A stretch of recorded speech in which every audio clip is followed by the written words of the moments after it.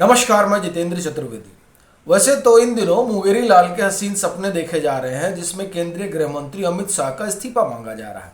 मांगने वाली पूरी टोली राहुल गांधी की है, लेकिन बड़ा प्रश्न यह है कि जो लोग कल तक धर्मेंद्र प्रधान के पीछे पड़े थे, वो अचानक अमित शाह से इस्तीफा क्यों मांग रहे हैं। तब यह प्रश्न उठता है कि केंद्रीय गृह मंत्री ने वो कौन सी नब्ज दबा दी है जिसके कारण राहुल का पूरा तंत्र जो है वो हिल उठा है। उसको समझेंगे और इसकी पड़ताल करेंगे कि कैसे अभिजीत दीपके और उनके आकाओं की लंका लगी है। और शुरुआत यहीं से करते हैं, क्योंकि ये जो पूरी जंतर मंतर के जरिए घेराबंदी हुई थी, उस घेराबंदी का सीधा निशाना कोई और नहीं, प्रधानमंत्री नरेंद्र मोदी रहे। तो पीएम ड्राइविंग सीट पर आकर बैठ गए हैं और उनके बैठते ही दीपके और उनके आका जो हैं अरविंद केजरीवाल, उनके पैरों के नीचे की जमीन खिसकने लगी है। उसकी पहले आपको एक वानगी देता हूं और फिर वो पूरी कहानी सुनाता हूं कि कैसे इनकी लंका लगी हुई है।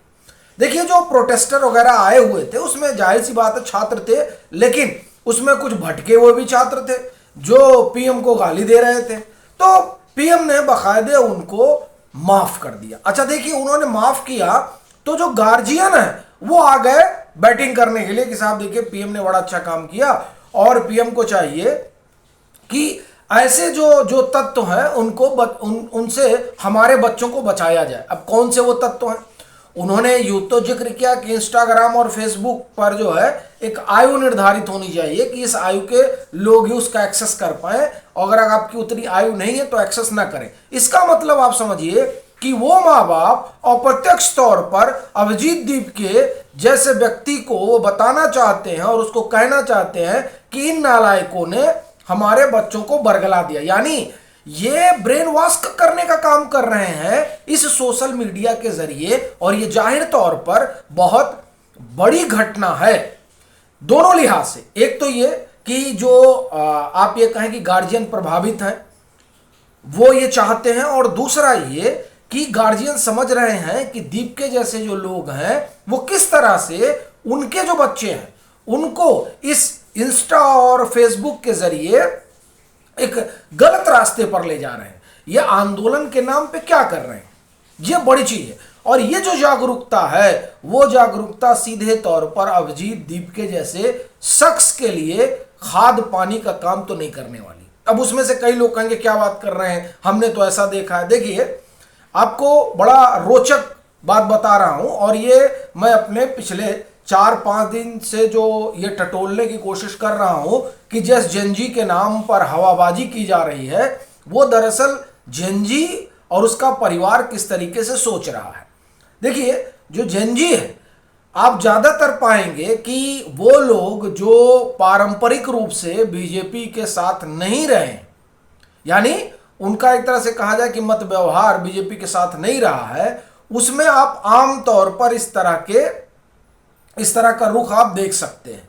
ठीक है, पहली चीज तो यह हुआ। दूसरी चीज जो है वो ये है कि जेनजी का एक बड़ा वर्ग है जो अभी भी नरेंद्र मोदी में भरोसा रखता है और उसको लगता है कि पीएम ने जो वादा किया है उस वादे को पूरा करने के लिए उन्हें समय दिया जाना चाहिए। अब आप सोचिए कि वो इस ढर्रे पर सोच रहा है और उसका परिवार इस ढर्रे पर सोच रहा है, जन अल्फा का, कि नहीं साहब ये जो फेसबुक वगैरह है, यानी इस तरह के जो सोशल मीडिया के माध्यम है, उन माध्यमों पर एज तय होनी चाहिए। अब आप देखिए, इन दोनों को आप एनालिसिस करिए तो इससे समझ में आता है कि अभिजीत दीपके और उनके जो आका है अरविंद केजरीवाल, वो जिस तरीके से हिंदुस्तान में एक अराजकता वाला माहौल पैदा करना चाहते हैं उसके पक्ष में लोग हैं नहीं। उनका मानना है कि साहब समय दीजिए, और दूसरों का कहना है कि जन अल्फा का एक्सेस जो है इस सोशल मीडिया पर जो है कम करिए। ये एक बात आपको हमने बताई। दूसरा आप देखिए, इन लोगों ने फेसबुक और इंस्टाग्राम को जरिया बनाया अपनी बात पहुंचाने का। पीएम ने उसी इंस्टा और फेसबुक का उपयोग किया उनके बीच अपनी पैठ बढ़ाने का। वैसे भी 8 साल से लेकर 80 साल तक का जो आप देखें कि आयु वर्ग का लोग है वो सब नरेंद्र मोदी को जानता है। उसमें उनको लेकर आप एक तरह से कहें किसी भी तरीके का भाव हो सकता है। वो उनसे घृणा भी कर सकता है, उनसे स्नेह भी कर सकता है, और हो सकता है वो न्यूट्रल हो। लेकिन 8 से 80 ये जो आयु वर्ग है, 8 साल और 80 साल, अब देखिए कितना बड़ा एक स्पेक्ट्रम है पीएम का। तो आप एक तरह से कहें कि इसी एक स्पेक्ट्रम में पेनिट्रेट करने की कोशिश थी, किसके जरिए? काकरोचों के जरिए। वो चाहते थे कि अगर काकरोच यहां घुस गए तो जो पीएम का अपना पूरा आभा मंडल है वो आभा मंडल ध्वस्त हो जाएगा। लेकिन इनके इस ध्वस्तीकरण अभियान को पीएम ने चुटकियों में जो है ध्वस्त कर दिया, तब जब वो सीधे इंस्टा पर पहुंचे। और इंस्टा पर पहुंचते ही न सिर्फ 40 लाख सब्सक्राइबर उन्होंने जुटा लिए, बल्कि उन्होंने जो रील डाली, जो वीडियो डाला, उसको देखने वाले इंस्टा पर जितने यूजर हैं सब ने उनका देख डाला। 90 करोड़ के 90 करोड़ देख डाले।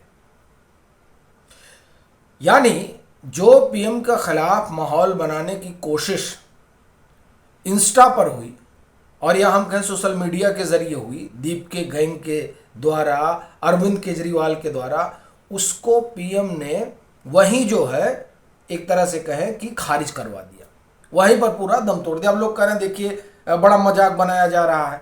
साहब, प्रेशर कुकर कैसे होता है? ये जो पीएम की रील है ना, वो आप समझिए कि प्रेशर कुकर है।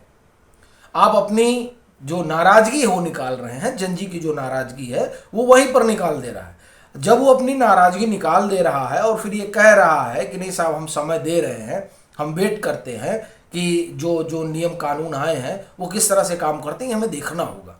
इसका मतलब यह है कि वो जल्दी में नहीं है, जिस तरह से अभिजीत दीप के जल्दी में है, जिस तरह से ये आयशा वाले जल्दी में है कि नहीं आज ही हम सब उलट पलट देंगे, वो जल्दी में नहीं है।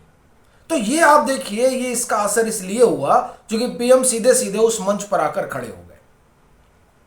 ये दो बातें बता रही हैं कि कैसे जो है इनकी लंका लगी है। बाकी जो देखिए वो तो कैसे पैसे आया, कैसे अमेरिका गए, वो तो एक अलग मसला है, वो एक अलग लड़ाई है। वो लड़ाई जो लोग लड़ रहे हैं उनके लिहाज से ठीक है, वो लड़े। लेकिन अपना कहना है कि विमर्श के लिहाज से पीएम ने जो किया है और जो चीजें हो रही हैं वो विमर्श के लिहाज से एक बड़ा ऑप्टिक्स क्रिएट कर रही हैं, और ये ऑप्टिक्स सीधे तौर पर सीजीपी की मुहिम पर कुठारा घात है। क्योंकि देखिए सबकी नजर 38 करोड़ वालों पर है, 38 करोड़ मतदाता बनेंगे, सब उसी पे लगे हुए हैं और पीएम उसमें सबसे आगे हैं। उन्होंने कहा कि ठीक है तुमको 38 करोड़ चाहिए, चलो मैं बैठ जाता हूं जहां से तुमको 38 करोड़ मिलना है। तो हवा इनकी निकल गई एक झटके में। अब आते हैं अमित शाह पर। भाई अमित शाह के पीछे क्यों पड़े हुए हैं? देखिए उसका दो कारण है। पहला कारण तो ये कि धर्मेंद्र प्रधान का इस्तीफा लेकर आप ये कहें कि राहुल गांधी के पैरेलल एक चेहरा खड़ा हो गया है, और वो चेहरा अभिजीत दीप के, आशुतोष रंका और सौरभ दास का है। ये कांग्रेस किसी भी तरीके से बर्दाश्त नहीं कर सकती है, क्योंकि कांग्रेस के लिए तो नेता कौन है? राहुल गांधी हैं, और वो उन्हीं में पूरा भविष्य देख रही है। अब अगर राहुल गांधी के पैरेलल कोई खड़ा हो जा रहा है तो जाहिर सी बात है कि तो बड़ी मुश्किल की चीज हो गई। तो अब राहुल गांधी को उससे बड़ा कैसे दिखाया जाए और राहुल गांधी की चर्चा उससे ज्यादा कैसे की जाए? क्योंकि अभी देखिए अभी चर्चा कहाँ सब अभिजीत दीपके की, हम भी आपसे बात कर रहे हैं तो अभिजीत दीपके की बात कर रहे हैं, सौरभ दास की बात कर रहे हैं, आशुतोष रंका की बात कर रहे हैं, हम तो राहुल गांधी की बात कर नहीं रहे। कहीं भी आप देखिए चर्चा इसी शख्स की है। राहुल गांधी तो खबरों से बाहर हो गए, तो कैसे खबरों में लाया जाए? अब ये अमित शाह का इस्तीफा मांगे और इसका ठेका आयशा को दिया गया है। ठीक है साहब, कि अब आयशा आए और उसका ठेका मांगे, वो जो है अमित शाह का इस्तीफा मांगे। काहे मांगेगा? काहे कि अमित शाह ने अराजकवादी और जो गुंडे थे उनको पिटवा दिया, यही तो कह रहे हैं। अब गुंडों को पीटा गया, उसके लिए जो है इस्तीफा दे दिया जाए। वाह क्या कमाल की बात है। लेकिन खैर मैं ये नहीं कह रहा हूं, उसमें छात्र थे, जरूर छात्र थे, और वाकई में छात्रों का आंदोलन था, और इस आंदोलन का भी स्पेक्ट्रम बहुत बड़ा था। ठीक है साहब, इतना बड़ा था कि आप देखिए कि बांकीपुर के रुझान बता रहे हैं, नतीजे क्या होंगे वो शाम तक आएगा, लेकिन रुझान एक कहानी बता रहे हैं। तो वो इससे आप समझिए कि क्या इसका किस तरीके का इसको लेकर माहौल था।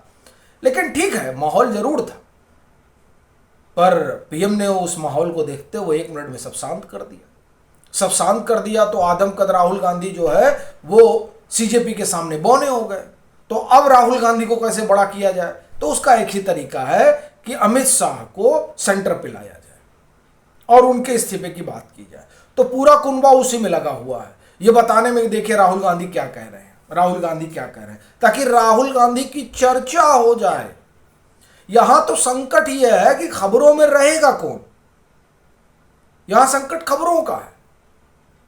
कई बार की तो लगता है कि धर्मेंद्र प्रधान का इस्तीफा लेना ही था, पहले ही ले लिया होता, लेकिन फिर लगता है कि भाई ये भी राजनीति है, ये भी सियासत है।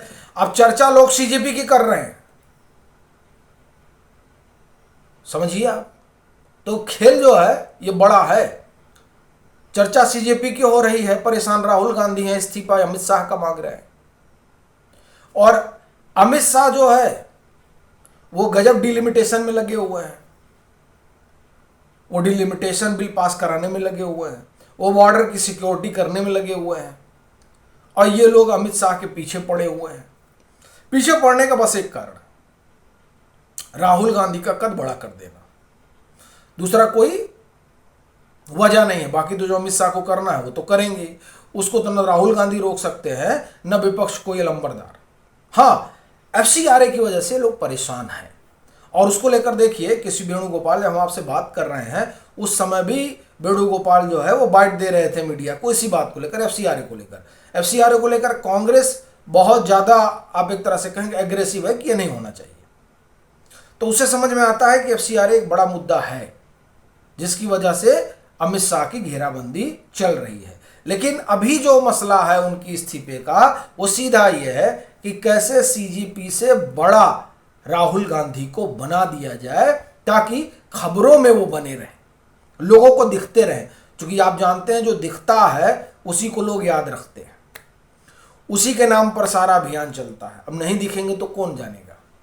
तो ये संकट है, तो इसलिए अमित शाह खटक रहे हैं। बाकी आप लोगों की क्या राय है जरूर साझा करिए।